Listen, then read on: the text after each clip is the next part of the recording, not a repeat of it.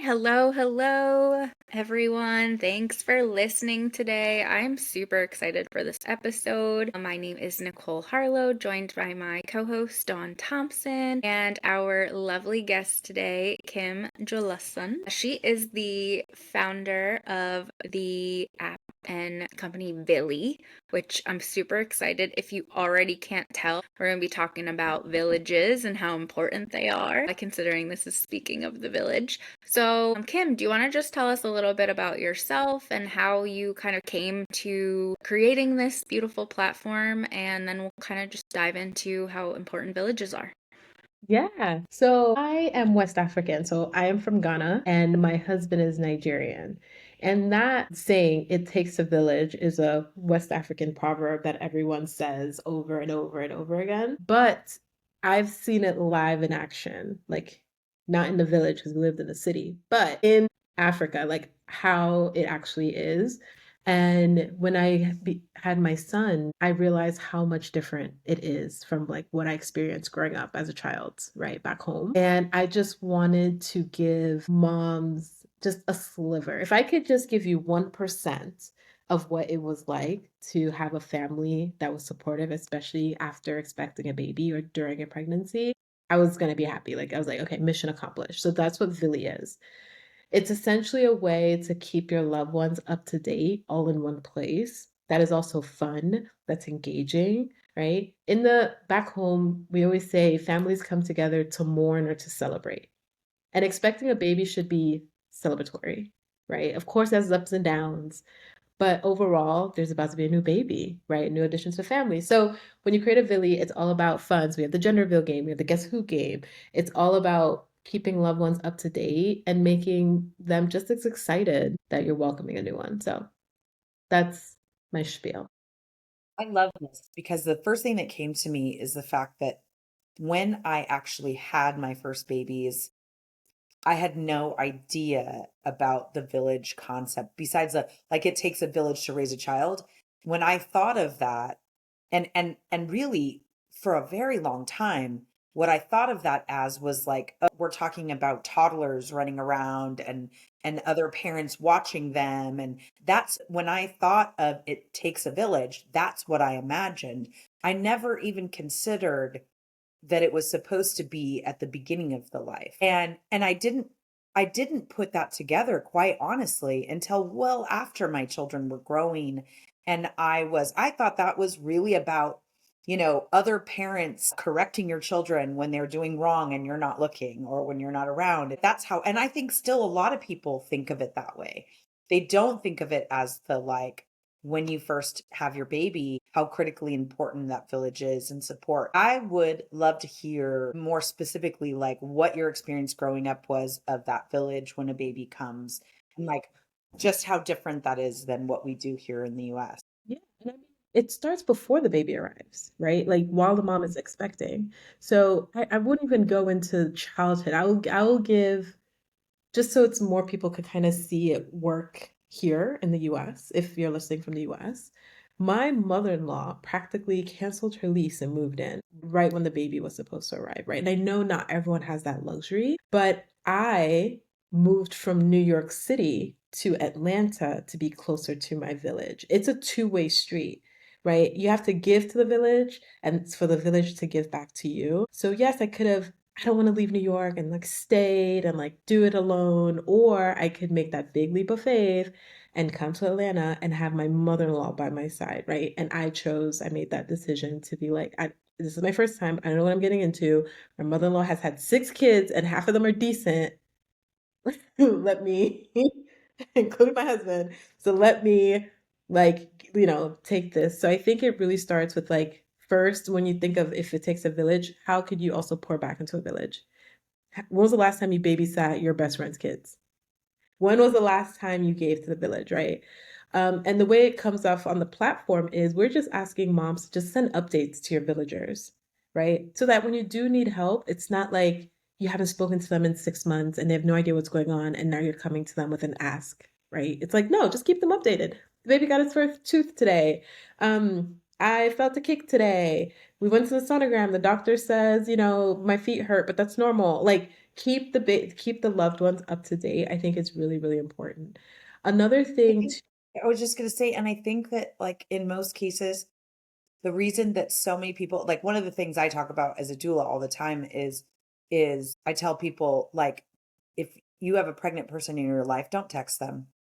They're getting 17 texts from everyone else from all different directions. And this would really eliminate that because really what it is that they love you and they're so excited for you and they want to know what's going on. And that eliminates like this massive, constant on your phone, texting, making, answering phone calls, da da da, but still being able to keep everybody abreast of what's going on. So I could see the real value of that.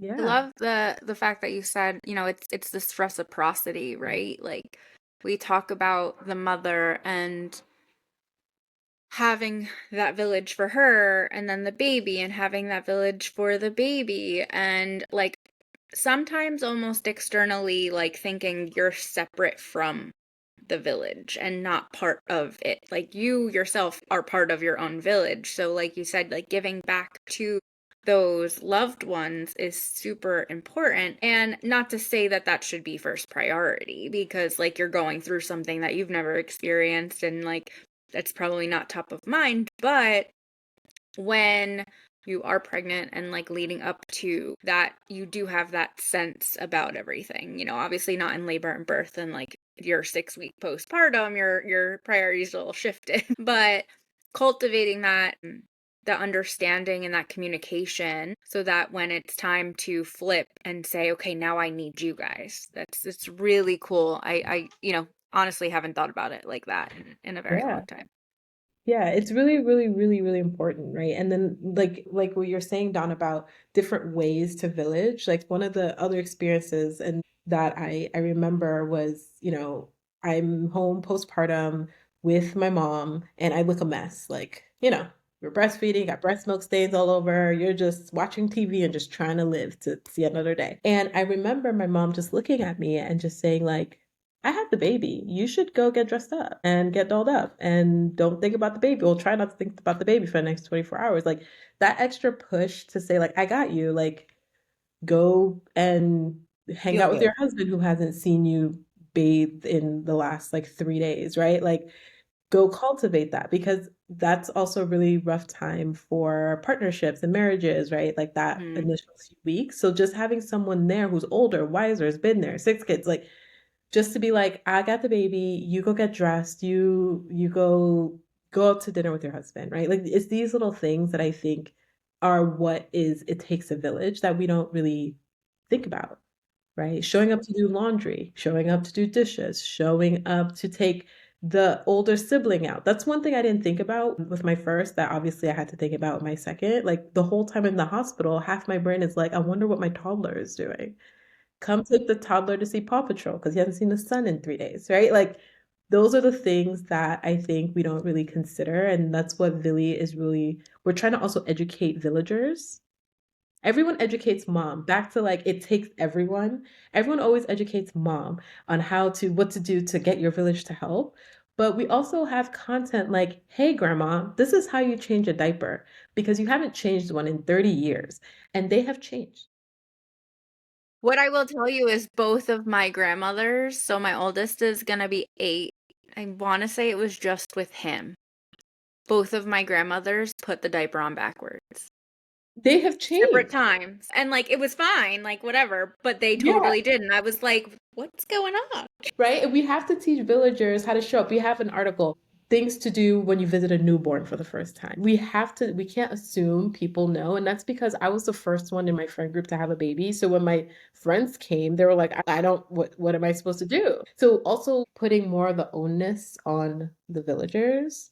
So Yeah. like try to include everyone in there. So on a villagers sign up to follow along. And in that follow along, we try to also help them. So we would send them reminders like, hey, the baby's gonna be here in about 2 weeks. Have you shopped the baby registry yet? Mom won't do that because that's awkward. I We was gonna say will. it's kind of taking, yeah, it's taking that like awkwardness for the mom to set the boundaries and saying like, oh, by the way, here's this professional space doing it. Also, I think it's really integral to point out. You talk about villagers and Kim when we met first This was one of the things, for the PRC, our villagers are the professionals, right? Dawn, we talk about this a lot, like, right? Because that's our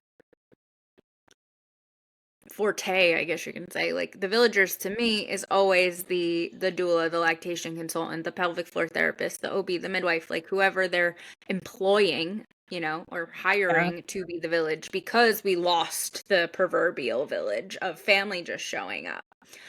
And then when I talked to you, you were like, no, it's the grandma and the aunt and the cousin and the best friend. And, and I think some of our guests have definitely talked about, the partner or their mom or the mother-in-law, but like to the extension of friends and extended family. And I think that's a crucial point. Like, your village can look however it needs to, right? If you have these external family members, like, go to them. If they're then not the ones who are gonna support you, then hire the doulas. And, and maybe they all have a place too. I'm not saying one or the other. Like, a doula is gonna do way different things than the best friend is going to do. So they're all included. I think the other thing that we miss here in this conversation, and it's something I say a lot, is that the structure of the family has changed. In like 2 generations ago, like your mother-in-law is a perfect example. She had 6 children, and she likely came from a family with a lot of children. Right. And so the experience level is significantly higher than the average person in the last 2 generations who had, 2.5 children. They don't have a tremendous amount of experience, but they also lost the village in a lot of ways before, or at least the last generation did. And so the deep experience doesn't come just from having children. It comes from being part of the village for other people who have had children. And so that's why the cycle is just broken, because we've broken it on both ends of the spectrum, from the experience of having children, but also being one of the villagers to people who are having babies. And like, I think it's the thing we have to retrain people to do and create that expectation. The other thing that I think families are struggling with right now is they are being bombarded from every direction, from people saying you should not have any visitors for the first 2 weeks. Like, you should not let anybody kiss your baby. There's RSV. We have all these infectious diseases. You got, your baby's not vaccinated. I mean, like, they are being bombarded with that kind of thing. And like, oh, no, nobody can come and see the baby. And like, a lot of people are putting those boundaries down. And like, where is that coming from? Is it a boundary because we have dysfunctional relationships sometimes with our families and we're trying to keep a distance from those who are dysfunctional? Or is it that we need to develop a different kind of village now because there is more dysfunction in the family nucleus than there used to be? I mean, it's so complex, right? It is, and I think it's everyone's different, right? Like, I'll even say for me with Dominic, I did set that boundary like 2 weeks, but like, not don't come over. It was, my boundary is you're not touching the baby. Okay, you could touch him, but like, you're not holding the baby. That's my job right now. But please come over. Please bring a meal. Please do some laundry. Please hang out with my other 3 kids. Please, whatever else you can do to help us. And then in 2 weeks' time, you can hold the baby. It's going to look the same. It's going to, it's still going to be a small little baby. It's not going to grow up and be a crazy toddler in 2 weeks. But that 2 weeks is crucial for me to bond with the baby, right? And I will use this as an example where my father didn't like that boundary very much. And he swears to this day that he was just busy and didn't get here. But so happened on the 14th day, he was all of a sudden free to come over. And I was like, no, you don't get to do that. Like, so he came over and I still wouldn't let him hold the baby. I just wasn't ready yet. And I'm like, you just, happened to come this day, but like, it wasn't a 2-week deadline, right? Like, so I want to get, across to our listeners, you can create a boundary. You can change your mind with that boundary, but like, be clear And listen, not for nothing, I didn't need my dad here. I love him to death, but like he's not going to be the one to like do anything for me. What he did was like bring huge packs of diapers and wipes, and I'm super grateful for that. But my mom came over. She watched the kids a couple times. She, cleaned up. Like, she was okay not touching the baby, but like was able to do all of that stuff, right? And I saw her throughout.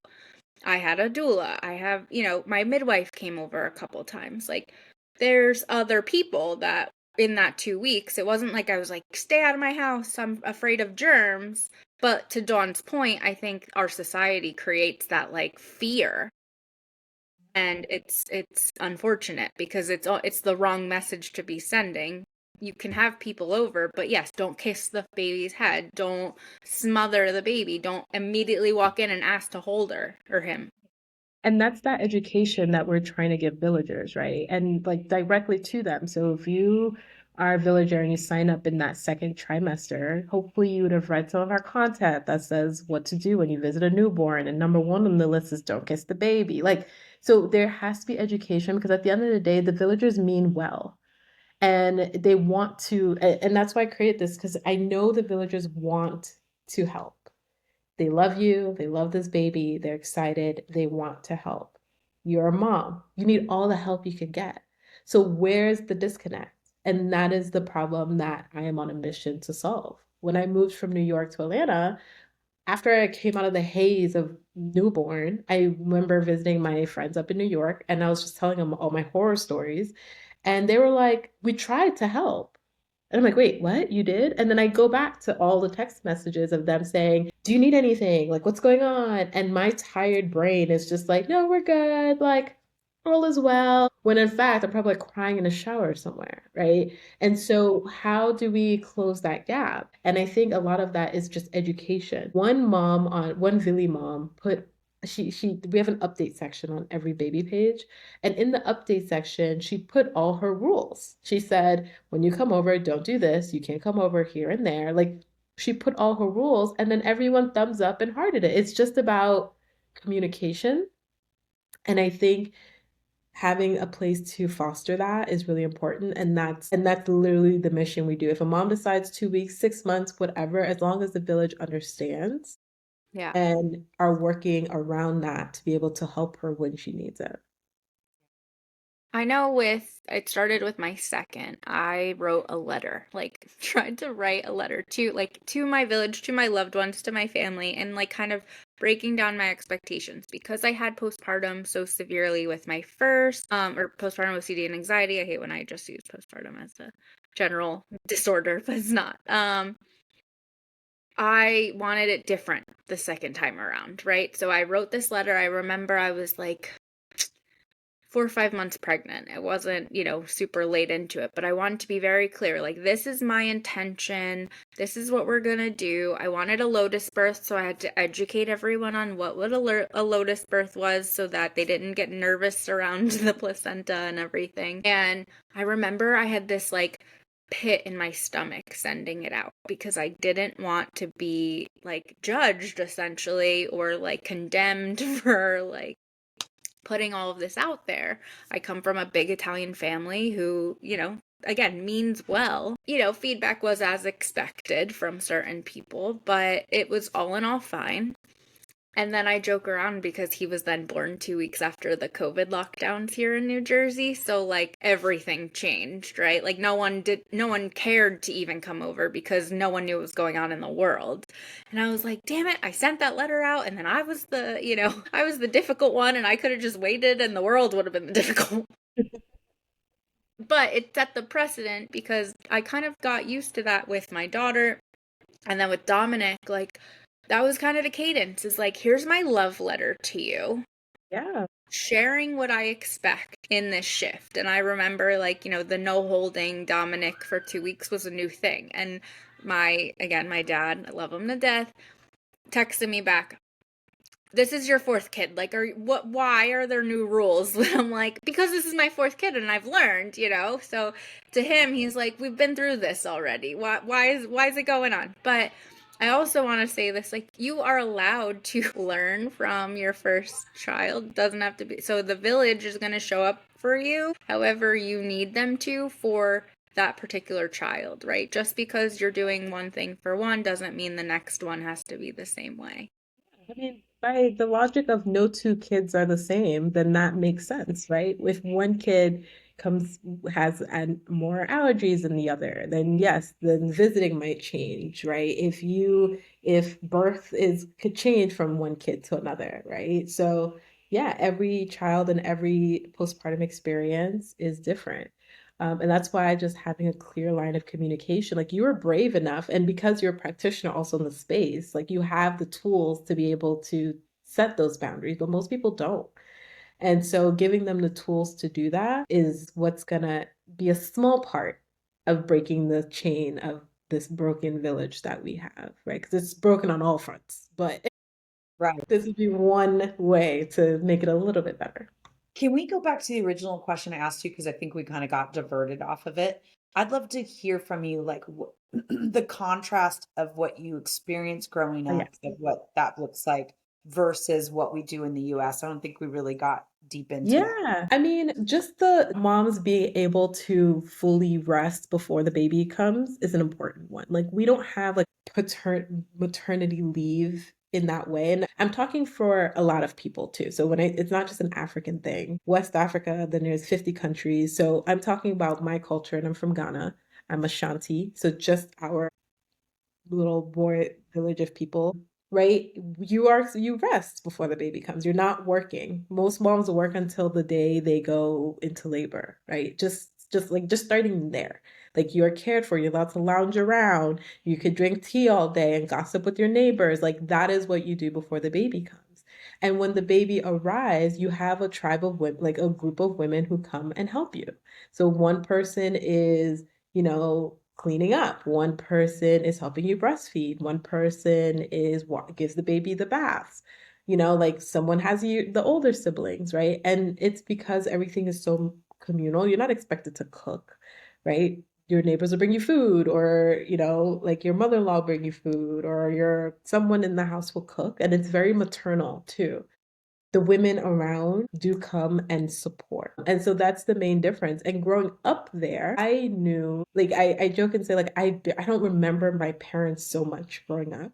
And that's not a negative thing. It's because we're always in some auntie's house, some uncle's house, some cousin's house, or like we're always somewhere where, we're not confined in our two-bedroom apartment with my parents for 8 hours a day. That would drive any parent crazy, right? It's like those are the few differences that immediately stick out to me. And the communication too, right? It's because when these people are around, they see what you're going through. It's harder for my best friend that lives hundreds of miles away to sympathize with what I'm going through if she's not there to see it, or to see my sick kid coughing, or to say, hey, let me change a diaper. Like distance is also a problem because we lived in closer proximity. So those are just a few of the things. And I think we can solve this problem. We have all the resources to be able to solve this problem. And mom should have a village and feel like she has a village.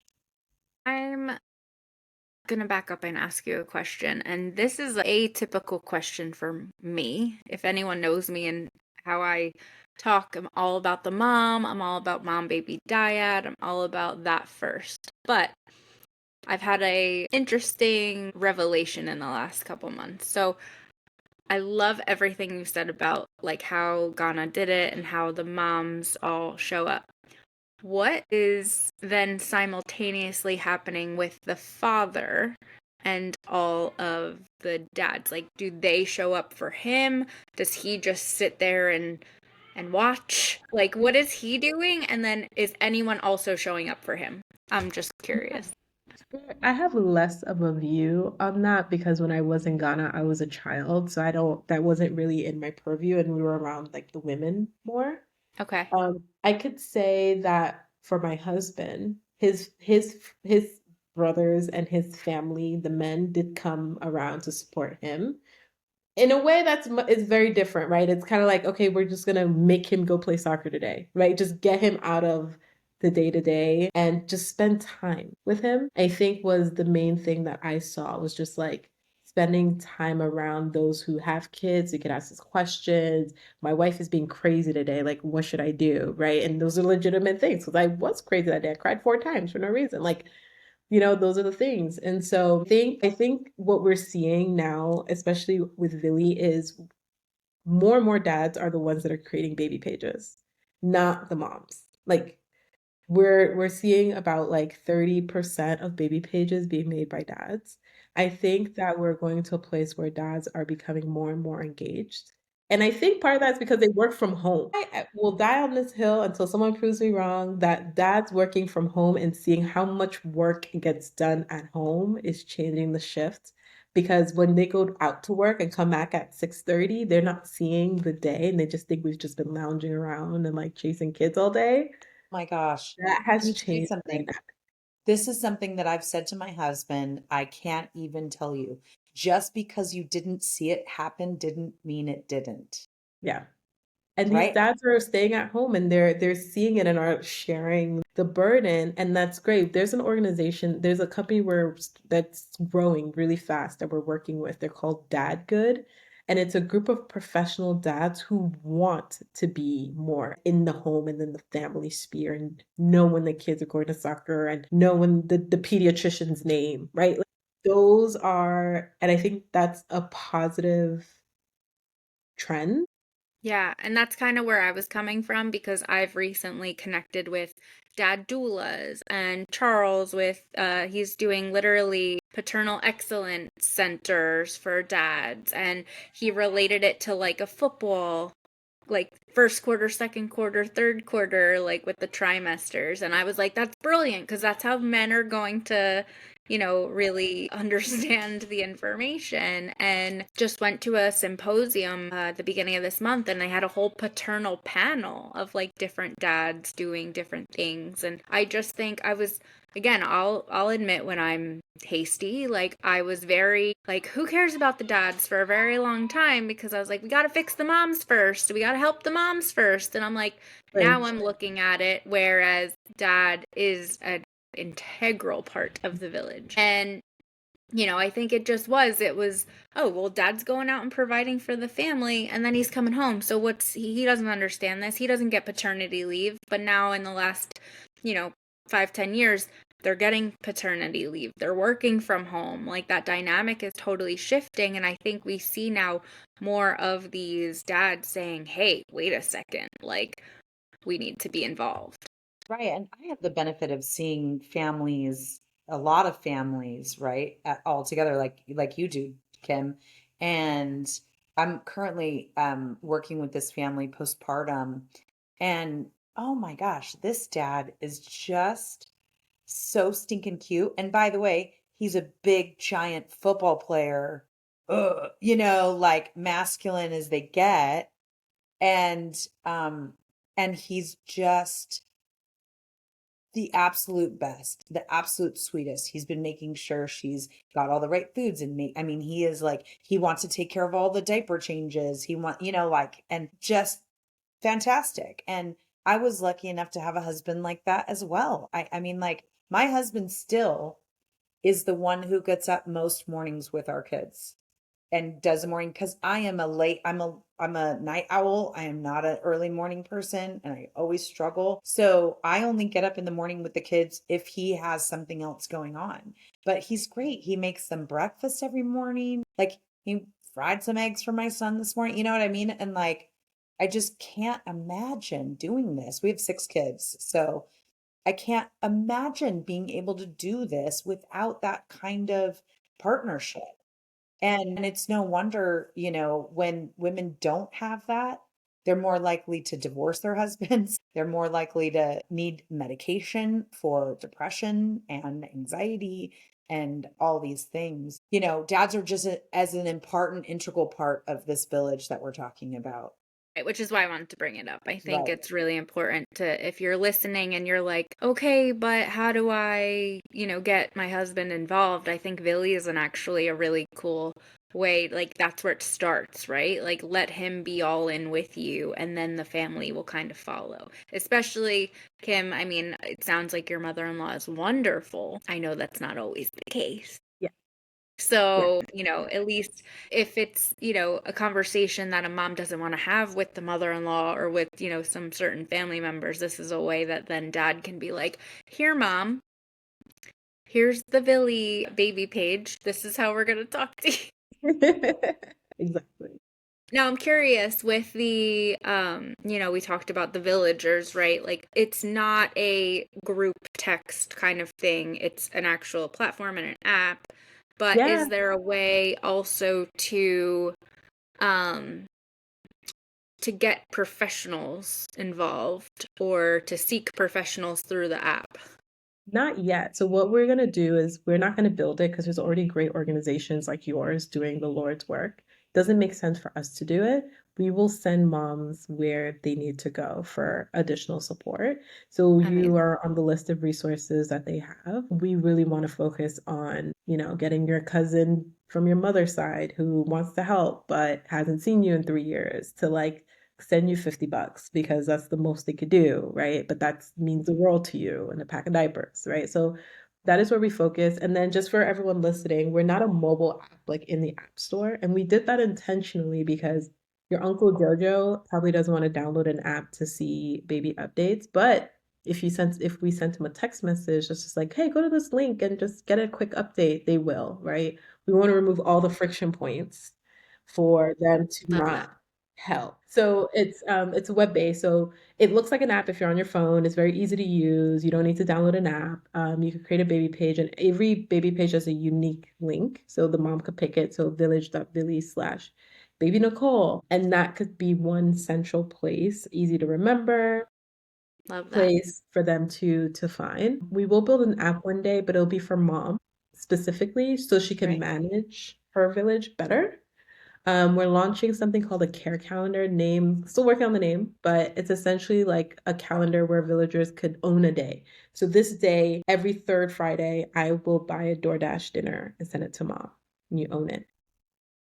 On Tuesday, I will come walk your dog, right? And as a way for villagers, again, putting onus on villagers to be more intentional on helping as well. I love that. I love a calendar. So I live and die by my calendar. If it's not on my calendar, it's not happening. So, like for me as a type A personality, a calendar would be so amazing Yeah, if we're you could building it have for moms something like you. where like the tasks are there. I Yes, just and think it's a about how I distinct one. use my, what's that? Again, so the tasks will be there that we will suggest some, and then mom could add her own. And it's like laundry, walking the dog, siblings, doing dishes, just coming to watch a movie, like anything, just having all these options for Well, them. and yeah, I love that. Like, I love the idea of putting that whole list together. And I just think about how I use my Google Calendar, right? Or like my scheduling, like Calendly or whatever, and how I can just send them a link. Here's my calendar, and it automatically has all my availability in it, what's booked, what's not. And then they're able to just be like, "Oh, I'd love to come and sit and watch a movie with you." I mean, what a brilliant thing to like, so then you don't even have to think like, what can I do? How can I help? Like what you said your friends were doing, Kim. Like they said, I tried to help, right? But they were just saying like, how can I help? What can I do? And then when you're in that postpartum brain exhaustion, the last thing you need to be doing is thinking, I don't know, what could we do? But if I could come and take your dog for a walk on this day and I'll just put it on your calendar, right? And you don't have to think about it as the mom. It just shows up on your calendar. And now you know that Aunt Julie is coming tomorrow at 3 p.m. to walk the dog. And that's all you need to know. And you can leave the door unlocked. If I'm napping, the door's unlocked, right? Like, I Yeah, mean, gosh, the yeah, the possibilities of this are pretty fantastic. And Yeah, I love I what you're know. As doing. soon as I heard about it, I was like, this is so amazing. And So it's gonna amazing. transform the way that moms can really get their village participating in. Well, and this idea of training the villagers, because, I think that we have been so focused on like, mom, you need a village, mom, you need a village, mom, you need a village. But then teaching that village, though, how to step up for you because everybody wants to help. Everyone wants to help. Yeah. Everyone Even wants to help. I will tell you, like, I professionally, we just created a partnership and I can't announce it yet publicly in this forum, but soon. But the one marketing manager that I've been working with, she's literally going on maternity leave and it's her second. And, you know, we were just like candidly talking and she's in Texas. So like she's not close or anything, but we had like a vulnerable moment. And I was like, listen, I'm still up at 2 a.m. most nights because of Dominic still nursing.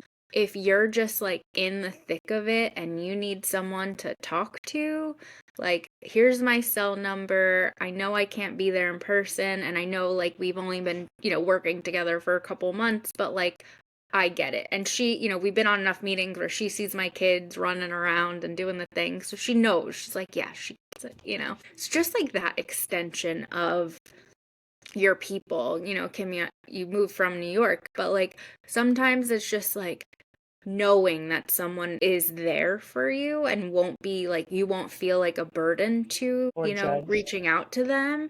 That's huge. You know, Yeah. I even tell my sister, who me and her had babies, I'm like, listen, if you're up nursing, just text me. Like, there's a chance I'll be up. If not, maybe I'll be up in an hour and I'll answer you.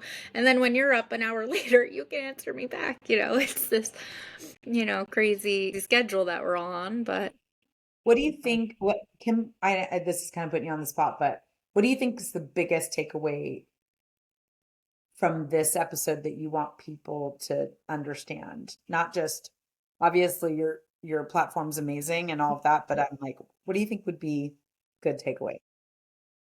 I want moms and everyone who wants a village to know that you have to put in some work you have to cultivate it. It's like a plant. It's like anything in life. You have to put in a little bit of work to gather everyone or to communicate with everyone or to keep everyone in the know and try as much as possible to do it before the storm, right? Before that postpartum. Like while you're trying, you know, you'll try for a baby in 3 years, great.